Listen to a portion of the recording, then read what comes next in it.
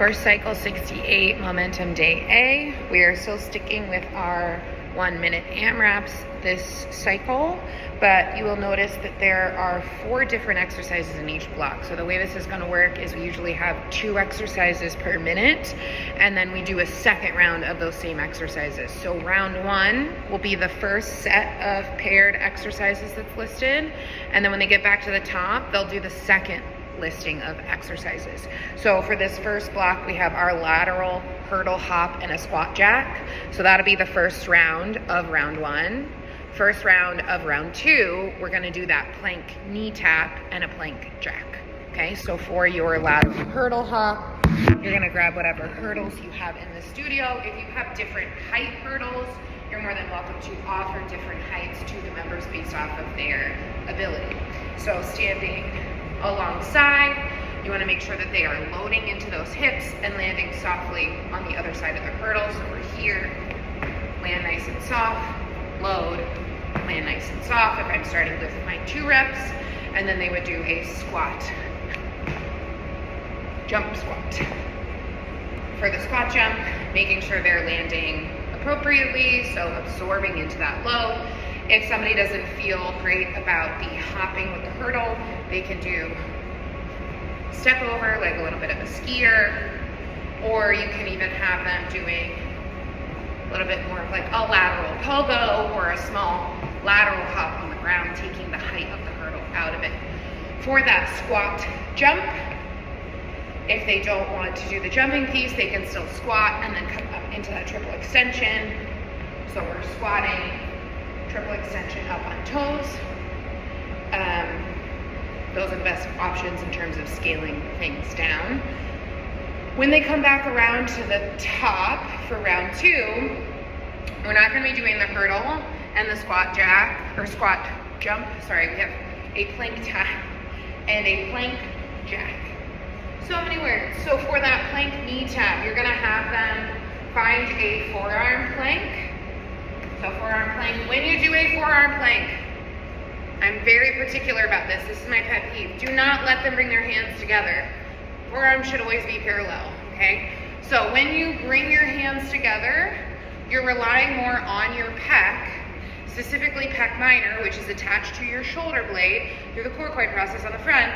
And if that's tight and they're here, right, you can see as I bring my hands together, I'm gonna round my shoulders forward. This is not what we want. Please stop letting your members do this. Yes, I'm being very particular. If you find me annoying, yeah, I find myself annoying sometimes. Parallel forearms, this is very important. This is the best way to get scapular stability. This is the best way to have the strongest plank. Okay, so it's gonna be a forearm plank. Members are gonna find their full plank, and then they're tapping their knees down. Okay? If they are somebody who has a hard time doing a full plank and they're already doing a plank on knees, what you can have them do is they will start on the knees and they can go one leg and then the other. Okay? From there we have a plank jack. So for the plank jack, if you want to stay consistent with forearm, maybe makes it a little bit more challenging because you're close to the ground. They'll be in their plank and they can jump their feet out. Okay? They can also transition into the high plank for that plank jack, making sure they're nice and neutral. You can also go a little bit more challenging with the hands. Just make sure that members who are able to achieve that are trying to attempt it versus making that the goal for everybody in class. For the plank jack, if it is somebody who, again, prefers to do planks on knees, I would encourage you to try to get them to come to an elevated surface and still be able to hop the legs out. Because again, when you're on the knees, they're not going to be able to jump the legs out. If they refuse to do that, your plank jack from here can be an out, in of the hands, so that they are getting some change in movement. Second superset of exercises, round 1, we have quick feet and a 90-degree hip shift. Round 2, you're going to do a bicycle crunch and a glute bridge. So for the quick feet, I would have them, yes, you could have them count the number of times that they tap, but I would just have them do it for like a second count. So if you're on, 3 reps, they would go 1, 2, 3, 1, 2. Okay, so counting the seconds so they can really get that quick feed, right? Because we're all about speed here. For the hip shift, basically what's happening is your lower body turns 90 degrees. Okay, 1 to each side is 1 rep. Okay, round 2, we have our bicycle crunch and our glute bridge. So bicycle crunch, you're coming across the body to bring elbow to opposite knee. So we're here. They can straighten the other leg to help get some of that rotation. If people don't feel great about this movement or they don't feel like they can achieve it, you can bring them with their feet down and have them just do a rotational crunch. Okay, for the glute bridge, both feet flat, driving up. You can give the option of putting the weight on the hips, making sure to elevate those toes to alleviate hamstring cramps and make sure that everybody's getting to neutral. You will see a lot of people that go to bridge and they stop here. I'm not fully extended. This is fully extended. Make sure you get them fully extended. So you can have them at a weight, or if they want an extra challenge, they could go single leg and split the reps. So if they're on 4, they would do 2 each side. Third superset. Round 1 is going to be a lateral squat into a mountain climber. So it's a lateral split squat. We're just trying to save space on words because those slides, they're not that big. Round 2, coming back around to your third superset, you will do a Heisman and a good morning. So for round 1, we have our lateral split squat. So lateral split squat, and I made this mistake in a past video, right? Lunge is when you step out every time. Lateral split squat, you're going to find your wide base, and then you are shifting your trunk over top of the loaded leg. So this is your lateral split squat. I like to have people alternate. You can go one side and then the other. It's your class. From there, you'll go into a mountain climber, so they'll drop it right down into their plank. 1, making sure that they're not rounding that back as they hit their mountain climber. People can go a little bit faster as long as they have the control. If you have somebody who doesn't feel comfortable, again, try to encourage them to bring their hands up onto a surface so that they can still do the leg portion, because if they're on their knees, it's going to be more challenging to hit that mountain climber. If you have people who don't want to take that option and they want to stay on their knees, instead of doing the leg movement, you can have them do plank shoulder taps, okay? But really try to get them to find that elevated surface, because then they're going to be able to maintain that full plank, which is really a great goal for people to be able to hit that plank, because it's a phenomenal exercise, okay? Round 2, we have our Heisman and our good morning. So for that Heisman,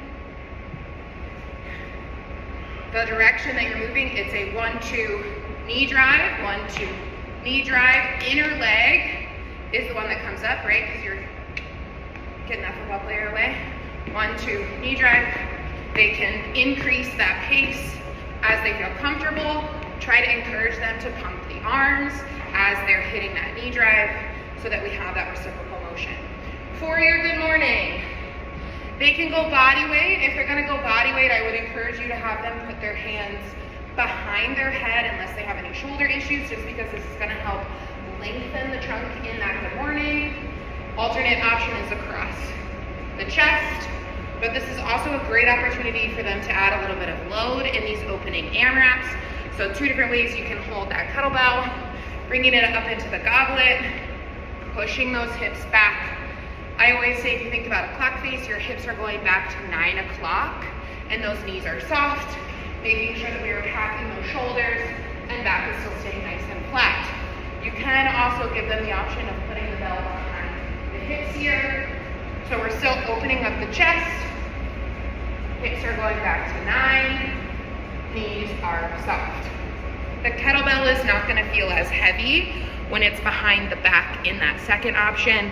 So if they're looking for something heavier, this is gonna make them feel like they're having a little bit more load in that good morning. Our fourth supersets, round one, we have a clamshell and accordion sit-up. Round two, we'll have high knees and a calf raise. So for that clamshell, if we're going just neutral on the ground, two different versions here, right? So there's the more traditional where you're a little bit flexed at the hip, ankles are staying together, knee comes up. Making sure that you are keeping the hips stacked, right? What we do not want to see is this, right? Especially if the bottom leg's coming up. But if their whole pelvis is rotating, this is now a QL exercise. It's not a glute med exercise. They're missing the whole point. So I always have people put their hands stacked on their hips to make sure they're not rotating. You can give them a band here as well to increase that resistance. The other option I like to use is neutral. So if you push it completely back, so I'm completely straight from shoulder, hip, knee, here, right? You're not gonna get as much range, but it's going to bias the glute med, both aspects, because you have an anterior and a posterior, much more than here. Okay, again, you can do the band. If people are still looking for something that feels a little bit more challenging, have them pop up into that side plank clam, keeping that hip nice and neutral, okay? Ankles stay together. None of this. That's a different exercise, okay? From the clamshell, they'll do both sides, and then we're gonna go into that accordion sit-up. So accordion sit-up is kind of like if you've ever done an egg roll, right? So you're here, coming all the way in. I did abs yesterday, and then coming back out. You can go into a hollow hold, or if they need a rest, they can rest. The goal is to try to keep that tension in that hollow hold. If people have a hard time, you can have them go one leg and then the other, or have them come hollow hold, march one leg in, and then the opposite, okay? So that's your round one. Round two, we have high knees and calf raise. So high knees, really emphasizing that we want those knees to hip height here, okay? High knees, really driving that power through the ball of the foot. And then for your calf raise, making sure that everybody's coming up nice and neutral. They're not rolling those ankles out. If they do want to make it a little bit heavier, they can have a pair of dumbbells, one each side, or they can hold that goblet for their kettlebell. Now, anytime that we have calf raises in class, I take the opportunity to let people know that the calf is one of the muscles that is on and active through every part of your gait cycle. So while it might not feel like you're doing a whole lot, calf raises are very important for overall health and making sure that you're able to maintain function as we age with walking. So very important exercise. Most people don't do it because it's not fun and sexy, but it's a great exercise. Piece I forgot to mention as an alternative for the accordion sit-up is instead of having them alternate single leg, you can have them sit like so with their hands behind them, maybe slightly bent, okay? And they can just move the knees in and out. So this is gonna have a little bit more stability for them, but they're still able to get that movement of sending the legs out and tucking the legs back in. So that's an alternative to the full accordion sit-up. For speed and agility, exercise one is gonna be an ice skater. Exercise two is a lateral tall hurdle step over, or you can have them do ski overs, which is a 2 feet hop, kind of like if you were skiing. So for that ice skater, you want to make sure that people are really landing with nice stability. So we're here. Okay, they can go a little bit wider as they feel comfortable. As long as they have control, they can go faster. For that ice skater, if somebody doesn't feel comfortable, you can have them go a little bit tighter, but making sure they're finding that single leg, and have them go into that slight athletic stance even if they're not hopping, okay? If you have tall hurdles, the tall hurdle at Fishtown feels very tall, but you can have them step over here, trying to pump those arms so that we are working on single leg stability with a little bit of pace. Okay, for our power block, we have a 3-way explosive lunge. And we have a single arm thruster. So for that three-way explosive lunge, we really want to try to emphasize the drive out of the bottom, drive out of the side, drive out back forward, okay? So a couple different ways you can do this.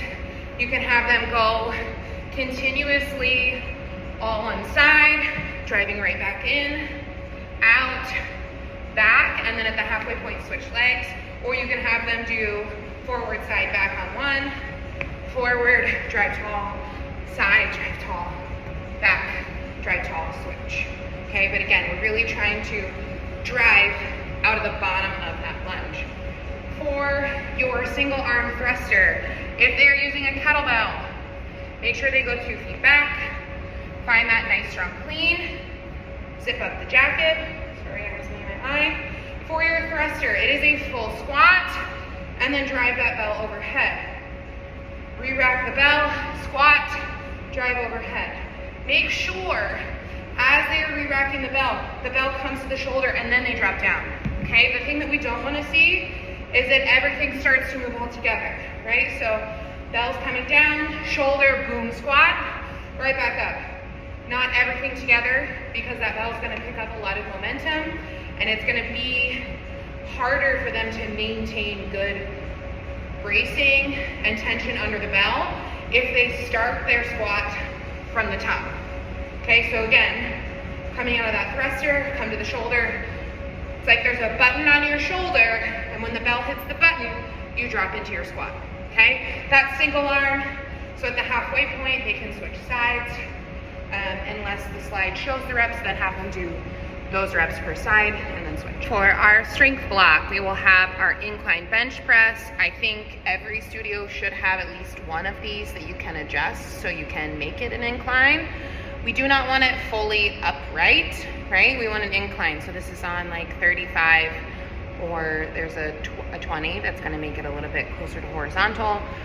Most people I find can go a little bit heavier in an incline bench press than potentially a standard dumbbell bench press, so just keep that in mind. If for some reason you do not have one of these benches, you can just have them do a floor press and make it more challenging by bringing their feet up off the ground, doing like a little bit of a hollow hold if they want to have something different, because we did just recently have a floor press and a bench press, okay? But we like the incline because people are going to be able to go a little bit heavier. They're going to get a pair of dumbbells. So seated, right? You see the people who will kick them up, so you can kick them up. If people need help because they're heavy, they're going to come back, making sure to plant those feet on the floor. I don't want them elevated on the bottom because you're not going to have that connection to your glutes. So they may need to go a little bit wider, but make sure those heels are on the ground. Head is completely flat so that we're not straining the neck. Pressing those dumbbells up, right back down. Because we're on a bench, you can let those elbows drop slightly. Just make sure that they are not complaining of shoulder pain. If so, have them stop even with the shoulders to shorten that range of motion. As they come down, do not just let them drop the dumbbells to one side or the other. The goal here is to kind of sit back up, bring it to your knees. So sometimes I'll have people kind of come here and drop them down. Don't just let them drop them to the sides. It's not safe. And places like Fishtown, where we're above people, it's kind of annoying to have jumping weights all the time. For your other exercise, we are going to have an eccentric B stance RDL, so this kind of helps couple with strength day A because we're in that staggered stance. So again, B stance, RDL, one foot is flat, the opposite foot is on ball of the foot, just as a little bit of a kickstand. So you want to make sure that we are not tight roping this foot, right? So if this is my standard stance, I'm just taking it straight back on ball of the foot. Because it is the RDL, not the deadlift, you don't have to stay with the weight on the flat foot, but you can, right? So if you want to bias a little bit more of that front single leg stability, the weight is going to stay on the same side as the flat foot. If you're trying to add a little bit more core challenge, you can have it on the opposite okay? And it is eccentric, so it's gonna be a 3 to 5 second lower as you're loading just below the knee. Exhale, drive tall. Making sure that we're keeping that shoulder packed, so it's a 3 to 5 second lower. Exhale, drive tall. Okay, so it's an eccentric focused B stance RDL, which means we're not going all the way to the ground, not a deadlift. Final block for momentum day A, we have balance and body weight. We're gonna have a high to low plank, or you can have them do a scat push-up variation on their forearms. And then we have an alternating crab toe touch. So for the high-low forearm plank, the goal is that they stay nice and stable through the hips in that plank. So we're in our high plank, and then they're gonna come down to their forearm with good control, coming back up. So squeezing those glutes. Feet should be about hip width, but if they need to go a little bit wider so that they can have a little bit more stability, you can give them that option. People can also take it to the knees, but again, we'd rather you have them elevate their hands on the surface and still maintain full plank before giving the drop to knee option.